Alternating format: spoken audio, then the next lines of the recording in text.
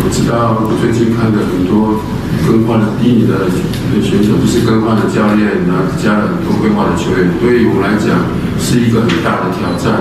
那相对的，对我们台湾来讲是一个学习与强队。Bikin geger. Komentar mengejutkan dari pelatih Chinese Taipei Chen Minghuang yang bilang kami akan melawan timnas Belanda, bukan timnas Indonesia. Kok bisa? Yuk kita kupas tuntas semuanya dari maksud komentarnya serta reaksi Patrick Kluivert sampai bagaimana timnas Indonesia sekarang benar-benar naik kelas dan siap bikin sejarah baru.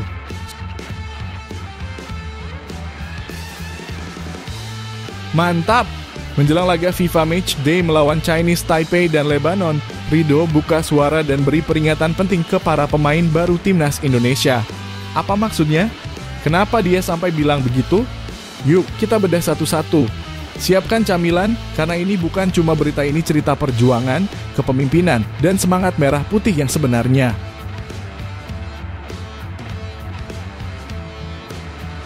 Heboh. Mas Hilgers, bek tangguh dari FC Twente, yang kembali tidak hadir memperkuat timnas Indonesia di FIFA Match Day September ini. Dan bukan cuma itu, kepala pemandu bakat timnas Simon Tahamata bahkan sampai angkat bicara dengan nada yang cukup menyesalkan apa yang sebenarnya terjadi. Yuk kita bahas pelan-pelan karena ini bukan cuma soal satu pemain, tapi soal harga sebuah panggilan negara. Serta beberapa berita timnas Indonesia hari ini. Selengkapnya hanya di Zona Timnas Indonesia.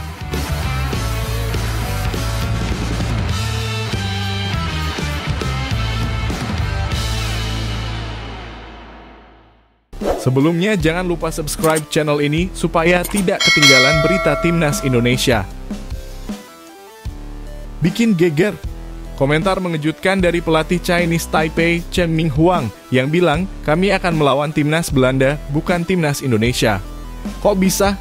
Yuk kita kupas tuntas semuanya dari maksud komentarnya serta reaksi Patrick Kluivert sampai bagaimana timnas Indonesia sekarang benar-benar naik kelas dan siap bikin sejarah baru.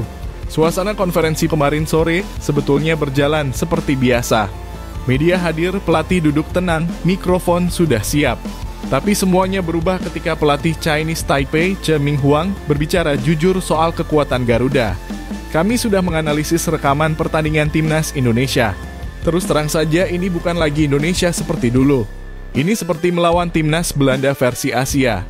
Seketika semua mata tertuju padanya. Wartawan terdiam, kamera langsung mengarah ke wajah sang pelatih. Dan itu belum selesai. Chen lanjut starting 11 mereka kelas Eropa. Hampir semua pemain mereka bermain di liga-liga top Eropa. Kami harus siap secara mental dan fisik. Sebuah pengakuan tapi juga peringatan.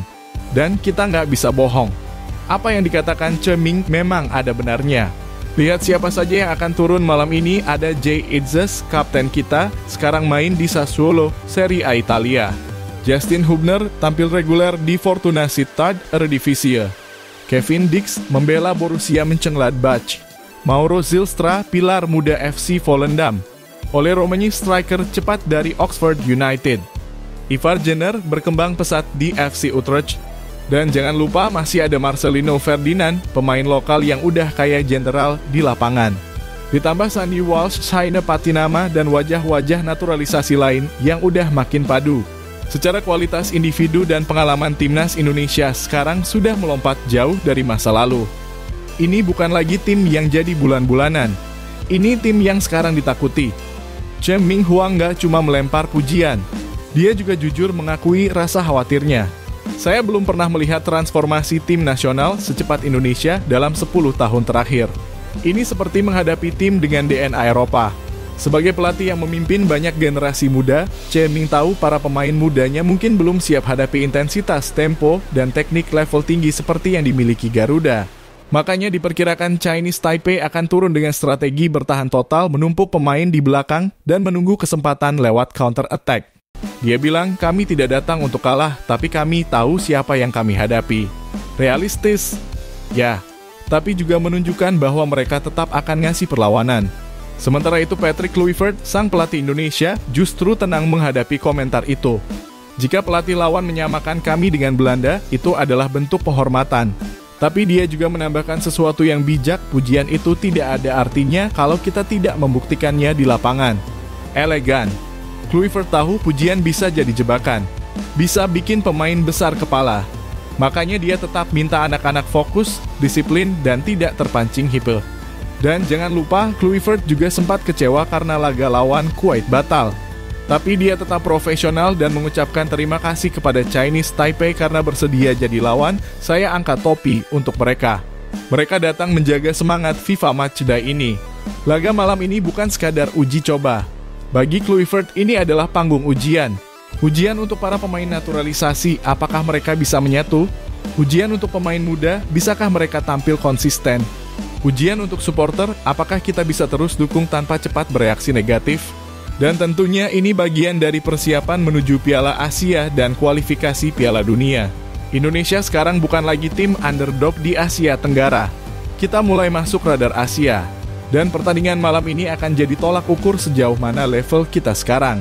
Stadion Gelora Bung Tomo di Surabaya diprediksi akan dipenuhi lebih dari 55.000 penonton. Atmosfernya dijamin meledak. Ini bukan cuma pertandingan.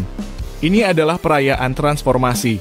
Banyak supporter menyebut tim ini sebagai Timnas Belanda versi Asia. Apakah sebutan itu berlebihan? Mungkin. Tapi malam ini kita akan melihat apakah Indonesia bisa menjawab ekspektasi atau justru kembali ke tanah. Satu hal yang pasti malam ini bukan hanya tentang menang atau kalah. Ini tentang menunjukkan siapa kita sekarang. Garuda, mari kita buktikan kita bukan lagi masa lalu. Kita masa depan. Jadi menurut kalian, apakah komentar Chen Minghuang itu murni pujian atau justru bentuk tekanan psikologis? Tulis pendapat kalian di kolom komentar. Dan jangan lupa like kalau kalian bangga dengan perkembangan timnas kita, share biar makin banyak yang tahu, dan subscribe biar nggak ketinggalan update seputar sepak bola Indonesia dan dunia.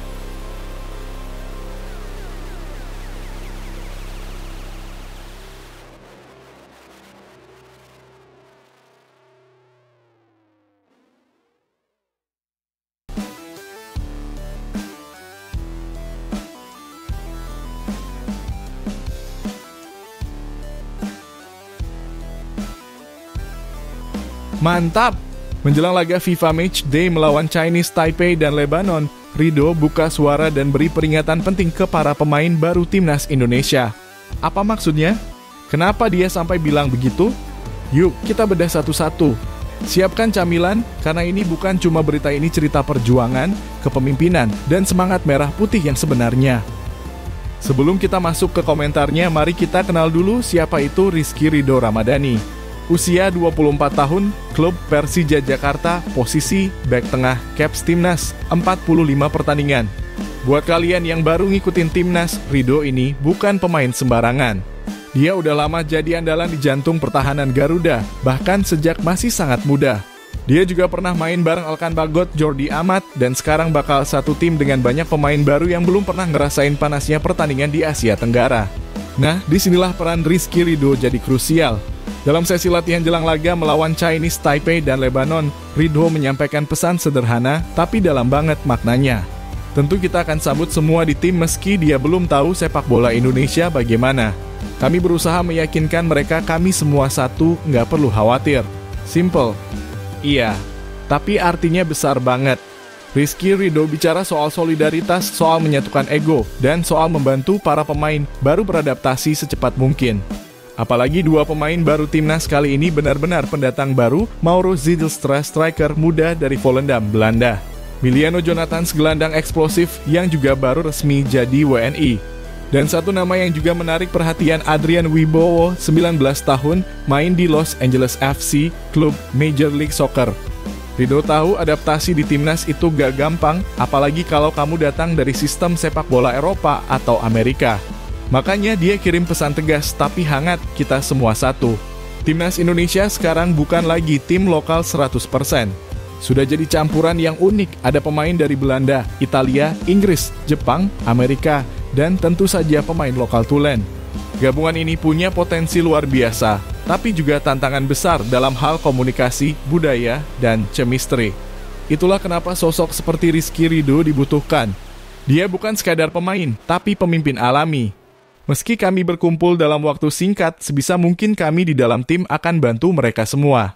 Lihat, Ridho sadar timnas sekarang bukan cuma soal teknik, tapi juga soal suasana ruang ganti. Kalau para pemain baru nyaman, chemistry cepat terbentuk, maka performa akan ikut naik. Buat Rizky Ridho, laga melawan Chinese Taipei ini lebih dari sekadar pertandingan biasa. Kenapa? Karena ia kembali ke Gelora Bung Tomo, stadion yang dulu jadi rumahnya saat membela Persebaya Surabaya. Terakhir kali ia main di sana, lawan Palestina pada Juni 2023 hasil imbang 0-0. Dia main 90 menit penuh berdampingan dengan Elkan Bagot. Dan kini ia kembali sebagai pemain yang lebih matang dan punya misi baru, memimpin generasi Garuda yang semakin internasional. Soal kesiapan tim, Rizky Ridho memastikan semua dalam kondisi terbaik. Kondisi di tim sangat baik dan kami sangat siap untuk pertandingan besok. Ia juga menjawab soal batalnya laga lawan Kuwait dan masuknya Chinese Taipei sebagai pengganti. Kami harus fokus kepada tim kami sendiri. Inilah mentalitas juara, gak sibuk cari alasan, tapi fokus pada apa yang bisa dikontrol. Sumber internal menyebutkan bahwa Rizky Ridho jadi figur sentral di latihan-latihan terakhir. Dia sering terlihat berbicara dengan Mauro Zylstra dan Miliano Jonathans, bahkan membimbing Adrian Wibowo yang masih 19 tahun. Pemain muda seperti Marcelino Ferdinand pun mengaku banyak belajar dari Ridho, khususnya soal cara membaca permainan, disiplin posisi, dan mengatur garis pertahanan. Dengan pengalaman 45 caps, Rizky Ridho mungkin gak paling menonjol di media sosial, tapi dia adalah sosok yang membuat tim ini tetap tenang dalam tekanan. FIFA Matchday kali ini adalah lebih dari sekadar 2 pertandingan uji coba. Ini adalah panggung bagi para pemain baru untuk membuktikan diri, para senior seperti Ridho untuk memimpin, dan bagi timnas Indonesia untuk menunjukkan bahwa mereka adalah tim Asia yang patut ditakuti. Dan di tengah semua sorotan, hype dan tekanan ada satu bek bernama Rizky Ridho yang tetap tenang, tetap fokus, dan tetap percaya pada semangat merah putih. Kalau kamu cari simbol timnas Indonesia hari ini yang tidak banyak bicara tapi banyak bekerja, maka Rizky Ridho adalah jawabannya. Jadi gimana menurut kalian? Apakah Rizky Ridho pantas disebut sebagai pemimpin sejati timnas hari ini? Dan menurut kalian, siapa pemain baru yang paling ditunggu aksinya? Zylstra, Jonathans, atau Adrian Wibowo? Tulis jawaban kalian di kolom komentar dan jangan lupa like kalau kamu bangga jadi fans timnas, subscribe buat update terbaru, dan share video ini ke sesama pecinta Garuda.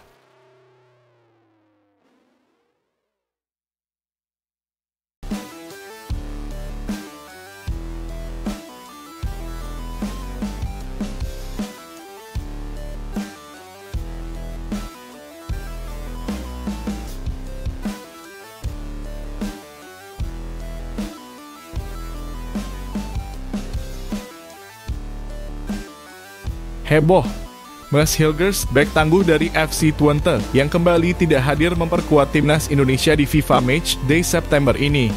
Dan bukan cuma itu, kepala pemandu bakat timnas, Simon Tahamata, bahkan sampai angkat bicara dengan nada yang cukup menyesalkan apa yang sebenarnya terjadi. Yuk, kita bahas pelan-pelan karena ini bukan cuma soal satu pemain, tapi soal harga sebuah panggilan negara. Nama Mads Hilgers sebenarnya sudah sering disebut sejak awal proyek naturalisasi dimulai.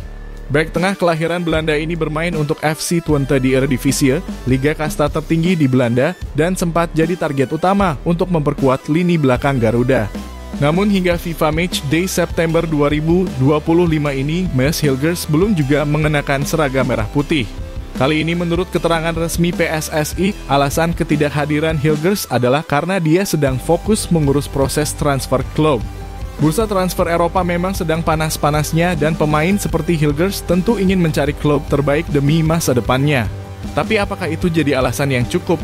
Simon Tahamata, legenda sepak bola Belanda yang sekarang menjabat sebagai kepala pemandu bakat timnas Indonesia, tak bisa menyembunyikan rasa kecewanya. Dalam wawancara seusai menghadiri final Nusantara Open 2025 di Garuda Yaksa, Bekasi, ia mengatakan timnas Indonesia punya hak untuk memanggil pemain karena mereka harus melakukannya. Mereka harus membela timnas. Jadi, mereka harus memberikan izin untuk bergabung. Tapi Simon tidak berhenti di situ. Namun, itu semua tergantung pilihan pemainnya. Jika ia ingin bermain di sini, dia akan melakukan segalanya untuk bisa bermain di sini. Namun, tidak setengah-setengah. Tidak setengah-setengah. Kata-kata itu langsung menohok. Karena memang di level timnas, setengah hati tidak layak. Entah kamu main di Belanda, Inggris, atau Amerika, kalau kamu mau bela merah putih, kamu harus serius total. Di sisi lain, Simon juga gak menutup mata. Dia tahu hidup pemain bola itu kompleks. Jika Anda mengetahui apa yang terjadi di dalam pikirannya, apa yang terbaik untuknya, apa yang terbaik untuk keluarganya. Karena dia punya keluarga, Simon berbicara sebagai mantan pemain profesional, bukan sekadar ofisial tim. Dia tahu rasanya harus memilih antara tawaran klub dan panggilan negara. Saya juga melakukannya saat masih bermain. Tapi waktu itu Belanda ke Belgia hanya 2 jam. Sekarang kalau kamu dari Belanda ke Indonesia harus naik pesawat jauh. Jadi saya mengerti ini bukan soal hitam putih. Tapi tetap saja dalam dunia sepak bola profesional, panggilan timnas bukan undangan biasa. Ini bukan sekadar pertandingan, tapi soal lambang di dada. Sekarang muncul pertanyaan besar, apakah Mads Hilgers masih layak masuk timnas Indonesia di masa depan? Dari sudut pandang Simon, jawabannya mungkin masih bisa, tapi harus dengan satu syarat totalitas. Jika Anda percaya sesuatu, ikuti apa kata hati Anda, kata Simon. Artinya, kalau memang Mads Hilgers punya keinginan yang tulus untuk membela Garuda, maka dia harus membuktikannya dengan tindakan. Bukan cuma janji, karena saat ini banyak pemain lain yang siap datang dan memberikan segalanya. Lihat saja Justin Hubner bela Indonesia tanpa banyak drama. Jay Itzes datang meski masih dalam proses penyembuhan cedera. Sandy Walsh, Kevin Dix, dan lainnya selalu profesional. Ironisnya di saat Mads Hilgers absen, posisi bek tengah timnas justru semakin kompetitif. Jay Itzes tampil dominan di Serie A, Justin Hubner main reguler di Eredivisie. Rizky Ridho makin matang bersama Persija. Elkan Bagot siap rebut tempat utama. Artinya, timnas tidak sedang kekurangan pemain belakang. Jika Mads Hilgers merasa dia bisa datang kapan saja dan langsung main, dia mungkin keliru. Karena kemenangan dan kebersamaan timnas tidak menunggu siapapun. Kasus Hilgers ini jadi cermin bagi semua pemain yang ingin dinaturalisasi. Timnas Indonesia bukan tempat untuk pemain yang setengah hati menunggu kesempatan cadangan di luar negeri dulu baru mau main untuk Garuda, atau hanya datang saat panggilan cocok dengan jadwal pribadi. Naturalisasi bukan karpet merah. Itu adalah kehormatan dan hanya untuk mereka yang benar-benar siap berkorban. Simon Tahamata sebagai pemandu bakat pasti akan lebih selektif ke depannya. Dan pesan ini juga untuk publik, jangan terlalu cepat jatuh cinta sama nama besar. Lihat komitmen bukan CV, akhir kata, keputusan Mads Hilgers memang pribadi. Kita semua menghormatinya. Tapi seperti kata Simon Tahamata, panggilan timnas bukan untuk orang yang ragu. Kita semua ingin lihat pemain yang bangga memakai lambang Garuda, siap terbang 15 jam tanpa banyak alasan, dan bermain bukan untuk sorotan tapi untuk negara. Semoga Mads Hilgers suatu hari bisa melihat ini bukan sebagai tekanan, tapi sebagai kesempatan yang tidak semua pemain dapat. Dan buat kalian semua, jangan lupa timnas ini milik kita bersama. Dan perjuangan tidak pernah berhenti di balik layar, di ruang ganti, bahkan di meja transfer. Kalau menurut kalian, apakah Mads Hilgers masih layak diberi kesempatan?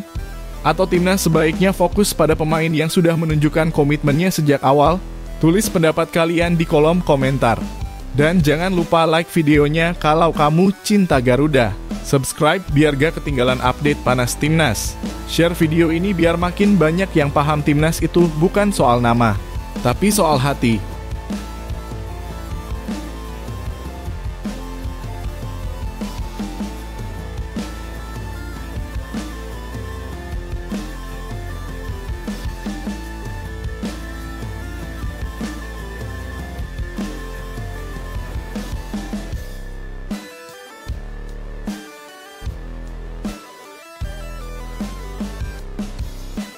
Mantap! Timnas Indonesia Senior yang kini diasuh oleh legenda Belanda Patrick Kluivert akhirnya menjalani latihan perdana mereka jelang FIFA Matchday melawan China Taipei. Dan yang bikin latihan ini tambah panas bukan cuma cuaca Surabaya yang terik, tapi juga kehadiran 2 pemain baru yang langsung mencuri perhatian oleh Romani yang sembuh dari cedera, Mauro Zylstra dan Miliano Jonathan. Gimana serunya latihan ini? Siapa yang bikin kejutan? Dan seperti apa filosofi main ala Kluivert? Yuk kita bahas tuntas, hanya di channel ini. Tepat tanggal 3 September 2025, di lapangan C Kompleks Stadion Gelora Bung Tomo, Surabaya, latihan pertama dimulai. Ini adalah momen bersejarah karena untuk pertama kalinya, Patrick Kluivert, mantan striker Barcelona dan timnas Belanda memimpin langsung latihan skuad merah putih. Seluruh pemain yang dipanggil hadir lengkap. Nggak ada yang cedera, nggak ada yang telat. Kesan pertama, disiplin, terstruktur, dan intens. Kluivert datang bukan untuk coba-coba. Dia bawa visi gaya main baru dan semangat membangun timnas yang agresif, cepat, dan modern. Latihan dimulai pukul 4 sore waktu Surabaya. Cuaca cerah, angin sejuk dari pinggir kota, dan semangat tinggi dari seluruh pemain. Kluivert dan staf pelatihnya langsung menggempur 3 aspek penting. Pertama, fisik. Para pemain langsung diajak pemanasan, sprint pendek, dan sirkuit training. Tujuannya, ngebalikin kondisi setelah perjalanan dan padatnya jadwal klub. Kedua, kekompakan. Di sini pemain dibagi jadi kelompok-kelompok kecil. Mereka main mini game, latih kerjasama, komunikasi, dan pengambilan keputusan cepat. Ketiga, taktik. Nah, ini yang menarik.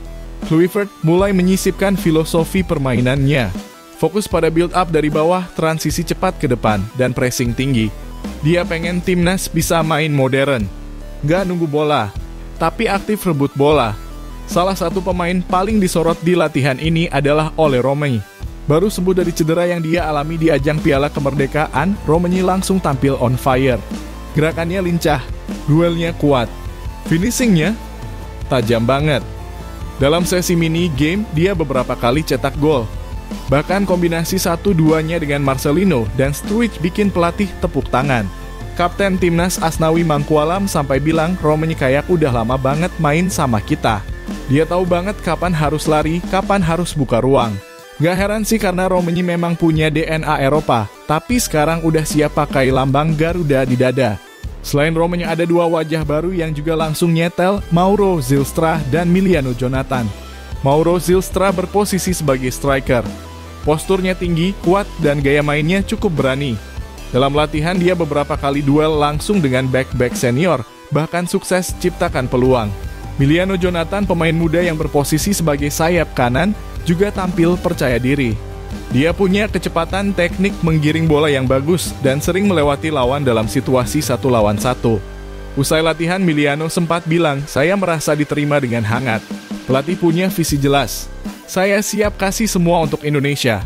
Dan itu terlihat banget dari cara dia bermain. Tentu, bukan cuma wajah baru yang tampil apik. Para pilar utama juga terlihat dalam kondisi top. Mulai dari Mark Locke yang jadi pemimpin di lini tengah, Jay Etzes yang solid di belakang, Rizky Ridho yang makin matang, sampai Marcelino Ferdinand yang selalu jadi motor serangan. Semua pemain menikmati sesi latihan. Disiplin, serius, tapi tetap dengan aura semangat dan optimisme tinggi. Laga melawan China Taipei bukan cuma pertandingan biasa. Ini adalah resmi Patrick Kluivert sebagai pelatih kepala timnas Indonesia. Meski di atas kertas, lawan kita secara ranking ada di bawah, tapi Kluivert menegaskan, ini bukan soal menang saja, tapi soal membentuk identitas permainan yang kuat. Laga akan digelar di Stadion Gelora Bung Tomo. Tiket udah ludes. Supporter di Surabaya luar biasa antusias. Dukungan penuh siap menggema menyambut era baru Garuda.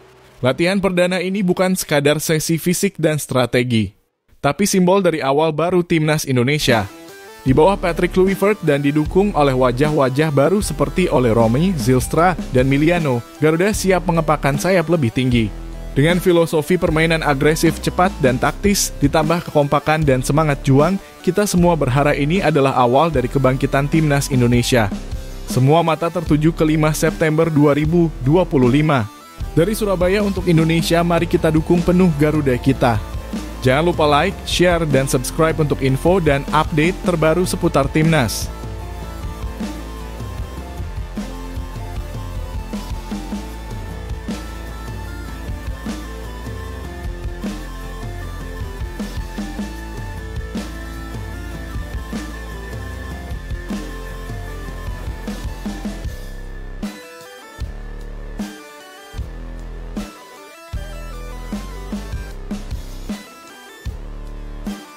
Akhirnya, Calvin Verdon, bek timnas Indonesia, resmi diperkenalkan sebagai pemain anyar klub Ligue 1 Prancis, Lille OSC. Tapi siapa sebenarnya Calvin di mata klub barunya? Kenapa Lille begitu yakin dengan perekrutan ini? Dan apa makna transfer ini untuk masa depan timnas Indonesia? Yuk kita kupas tuntas cerita di balik transfer ini. Ini dia Calvin Verdon, bek yang lengkap dan ofensif, kebanggaan Garuda di Ligue 1. Sebelum kita masuk ke bagaimana Lille melihat Verdon, mari kita kenal dulu siapa Calvin Verdon. Lahir di Belanda, dibesarkan oleh sistem akademi top, Calvin adalah pemain yang matang secara teknik. Ia memulai karier profesionalnya bersama Feyenoord, lalu berkembang lewat pengalaman di FC Twente, PEC Zwolle, hingga NEC Nijmegen. Di level klub dia telah mencatatkan lebih dari 250 pertandingan profesional dengan torehan 13 gol dan 14 assist angka yang luar biasa untuk ukuran seorang bek. Tapi yang membuat publik Indonesia semakin bangga adalah ketika Calvin memilih membela timnas Indonesia, negara leluhurnya. Dan kini kariernya menanjak lebih tinggi setelah bergabung dengan salah satu klub kuat di Liga 1, Lille OSC. Senin tanggal yang akan diingat oleh fans Garuda. Hari itu Lille secara resmi mengumumkan Calvin Verdonk sebagai pemain baru mereka.